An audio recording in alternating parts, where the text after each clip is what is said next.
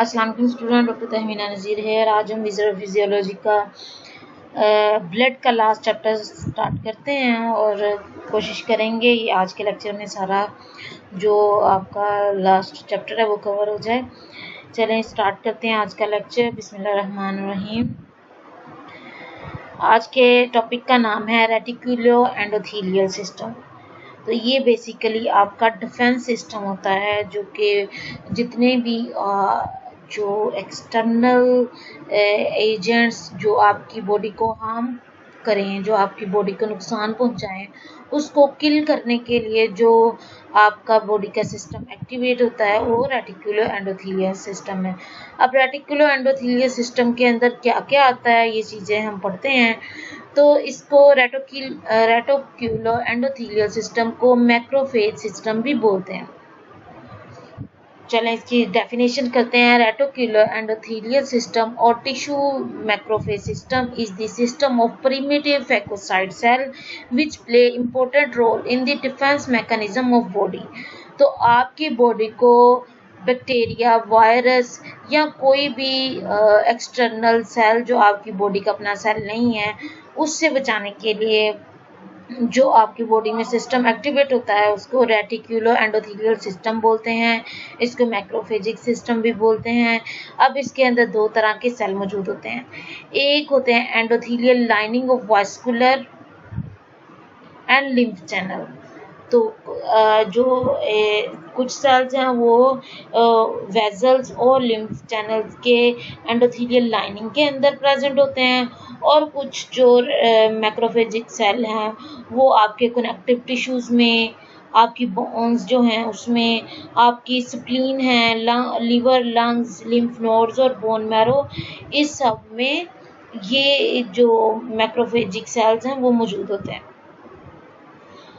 Reticular cells in these tissue form the tissue macrophage system.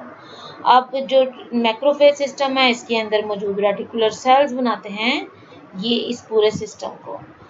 Macrophage क्या है? Macrophage एक large phagocytic cells होते हैं, ड्राइड फॉर्म मोनोसाइट्स, जो आपके हमने देखा था WBCs थे, वाइट ब्लड सेल्स, उसमें हमने देखा था जो मोनोसाइट है वो मैक्रोफेजिक एक्टिविटी परफॉर्म कर रहा है, तो वो भी आपके रेटिकुलो एंडोथेलियल सिस्टम में इंक्लूडेड है। अब जो मैक्रोफेज हैं उसकी डेवलपमेंट और डिस्ट्रीब्यूशन कहाँ पे होती है? तो ये आपके प्रिकर्सर सेल से मिलके बने होते हैं जो रेटिकुलो एंडोथेलियल सिस्टम बनाते हैं। अब ये जो प्रिकर्सर सेल हैं ये बेसिकली कहाँ से अराइज होते हैं? स्टेम सेल से। आपके बोन मैरो के में जो स्टेम सेल मौजूद हैं वो जिसके अंदर लाइसोजाइम प्रेजेंट होंगे वो फैगोसाइटोज कर सकेगा, वो फैगोसाइटिक एक्टिविटी परफॉर्म कर सकेगा, उसको हम मैक्रोफेज बोलेंगे।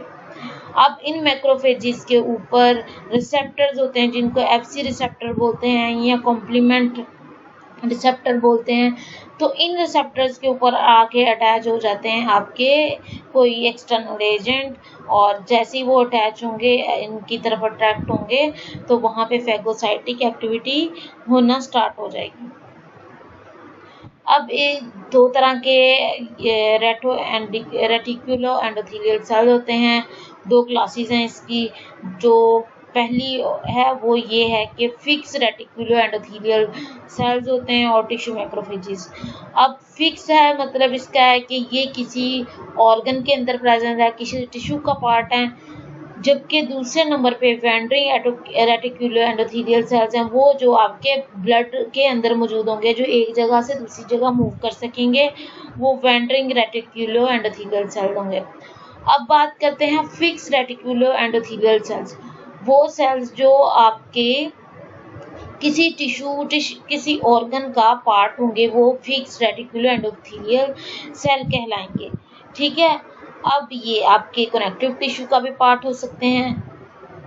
कनेक्टिव टिश्यू के अंदर सीरस मेम्ब्रेन, जैसे कि आपका लंग्स के ऊपर जो प्लूरा है, आपके एब्डोमेन के अंदर ओमेंटम है। ओमेंटम वो पेरिटोनियम का वो फोल्ड्स होते हैं आप जो कि आपके जो एब्डोमेन की कवरिंग है उसको स्टमक के साथ, इंटेस्टाइन के साथ जोड़ते हैं।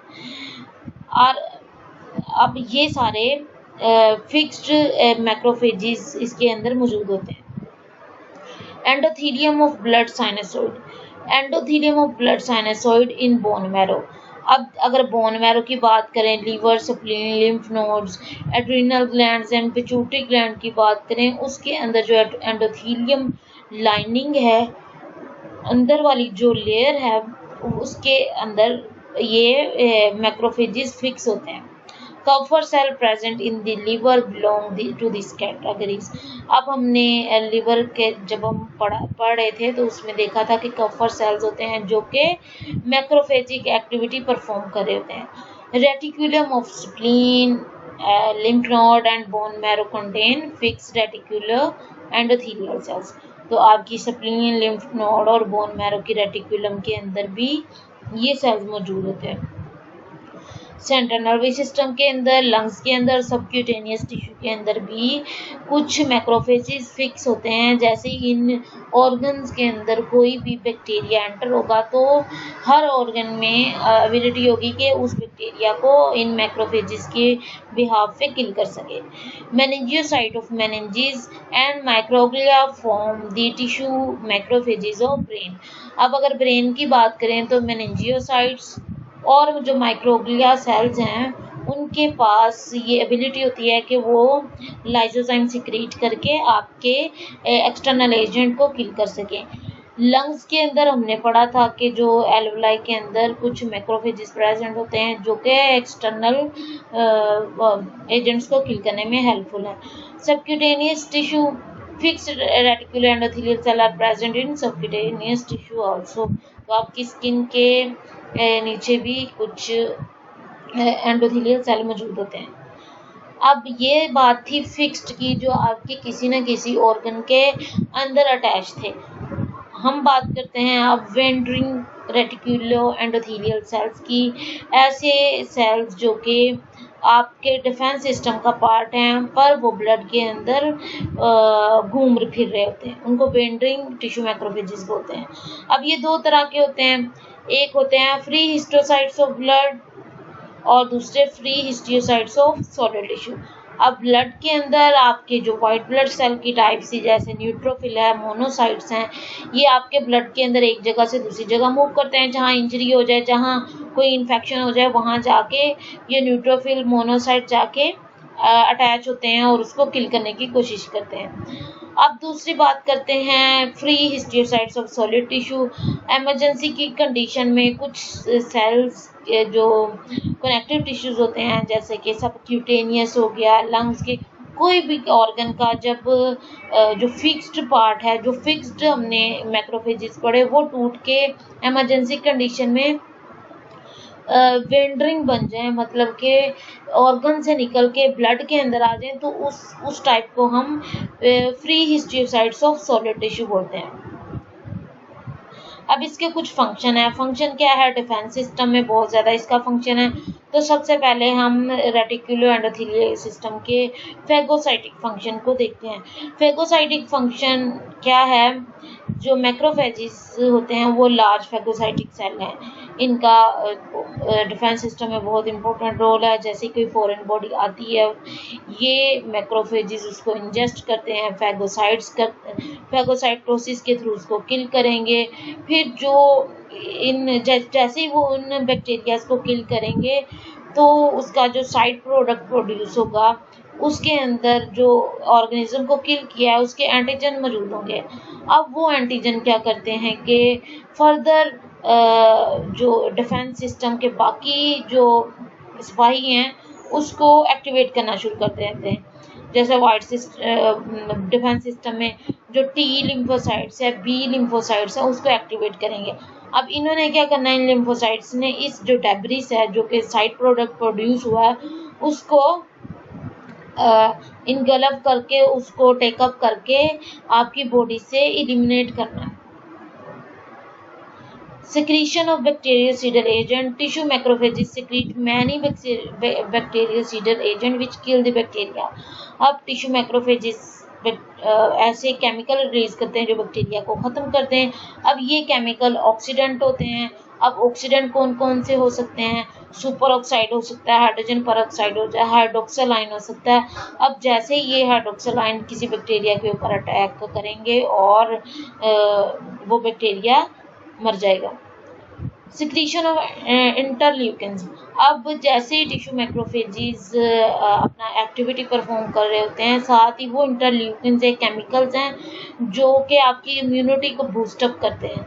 अब जैसे ही टिश्यू मैक्रोफेजेस अपना काम कर रहे होते हैं, साथ ही साथ वो इंटरल्यूकिन्स को रिलीज करना शुरू कर देते हैं। अब ये इंटरल्यूकिन 1, 6, 12 इनका अलग अलग फंक्शन है।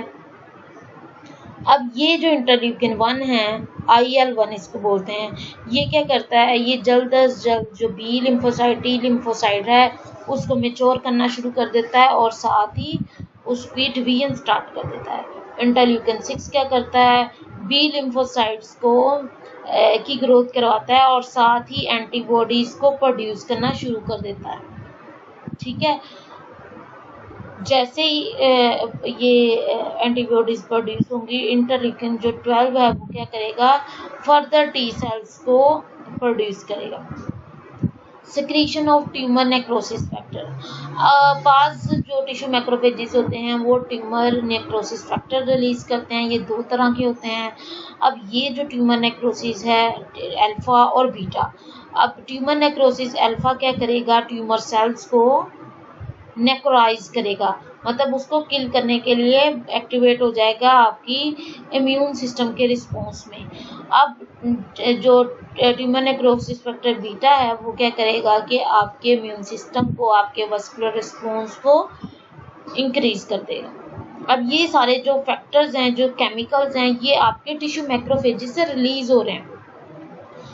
अब जैसे जैसे ये रिलीज होंगे वही आगे फर्दर फंक्शन परफॉर्म करेंगे, तो ये सब आपके एंडोथेलियल रेटिकुलर एंडोथेलियम के अंदर उसके फंक्शंस में आ जाएगा। Secretion of transforming growth factor, tissue macrophages secrete transforming growth factor which play an important role in preventing rejection of transplanted tissue और ऑर्गन बाय इम्यूनोसप्रेशन।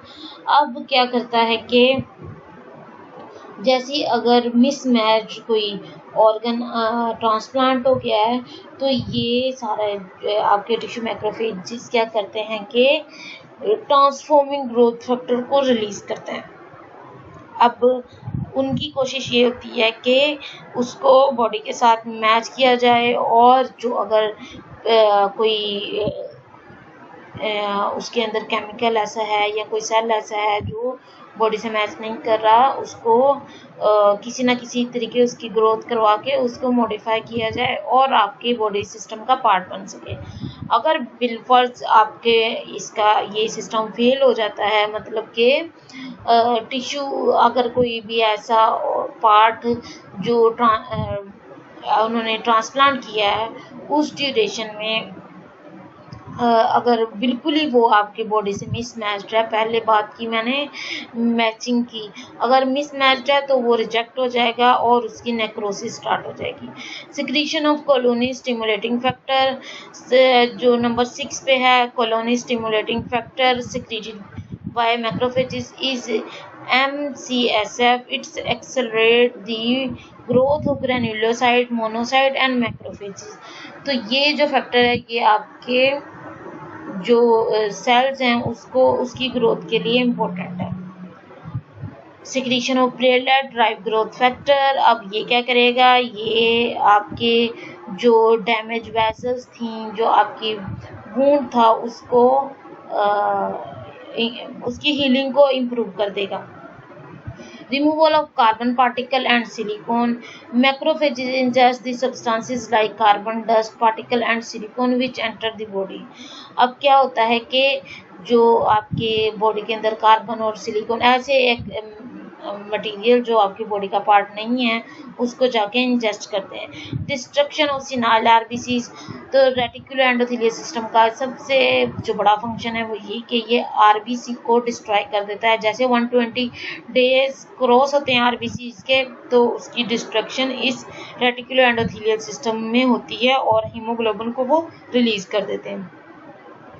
हीमोग्लोबिन को जैसे रिलीज करेंगे फर्दर वो जाके बिलीरुबिन में और पोरफायरिन में कन्वर्ट हो जाएगा। तो ये इसकी डिस्ट्रक्शन के लिए भी बहुत इंपॉर्टेंट है।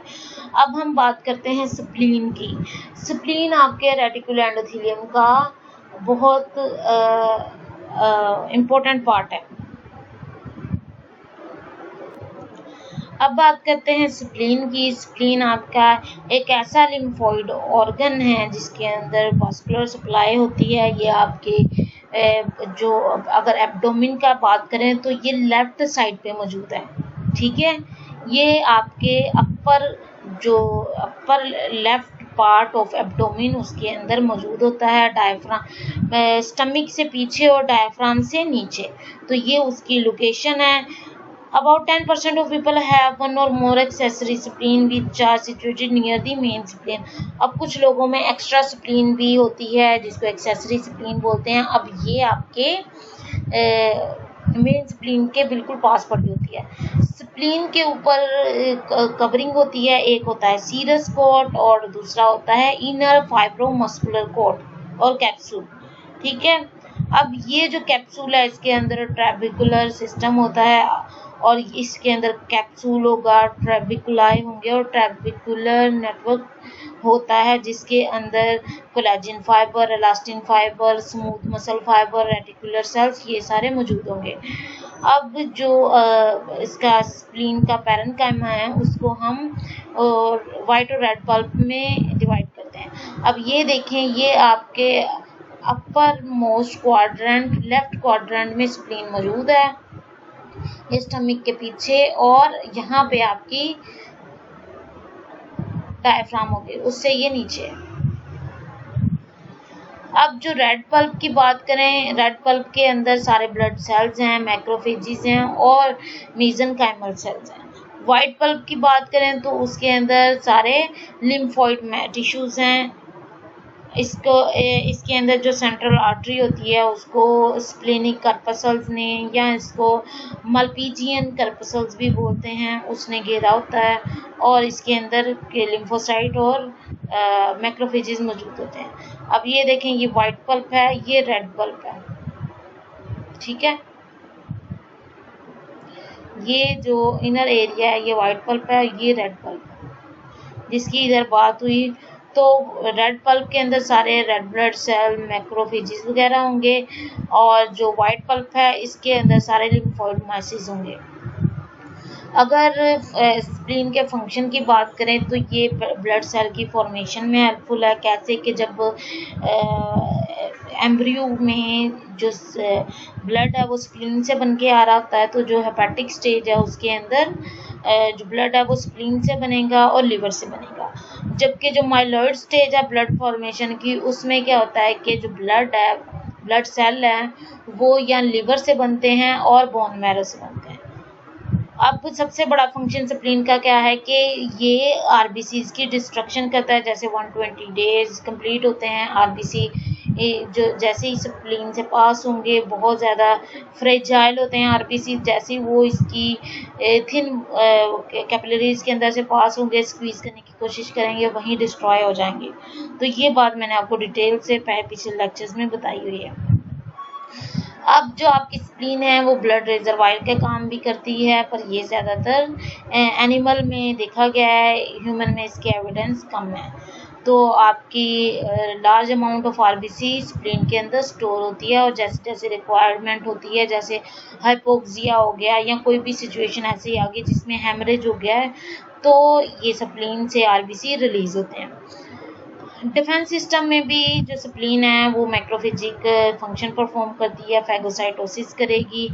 ये इसके अंदर टी लिम्फोसाइट और बी लिम्फोसाइट प्रेजेंट होते हैं जो कि एंटीबॉडीज प्रोड्यूस करते हैं और आपके डिफेंस सिस्टम में बड़ा हेल्पफुल है। अब बात करते हैं लिम्फ नोड्स की। लिम्फ नोड्स आपकी फुल बॉडी में स्प्रेडेड होते हैं, जैसे इसके स्पेसिफिक रीजन होते हैं, जैसे सर्वाइकल का यहाँ पे गर्दन में होगा, एक्सिलरी का ये आपके एक्जिला के पास होगा ये लिम्फ नोड्स।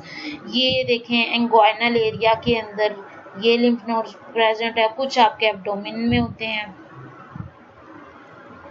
अच्छा, lymph nodes are small glandular structure located in the pores of lymph vessel. अब जहाँ जहाँ lymph vessels travel कर रही हैं उनको एज किसी किसी जंक्शन पे उसके lymph node present होते हैं. अब ये lymph nodes lymph gland भी कहलाते हैं.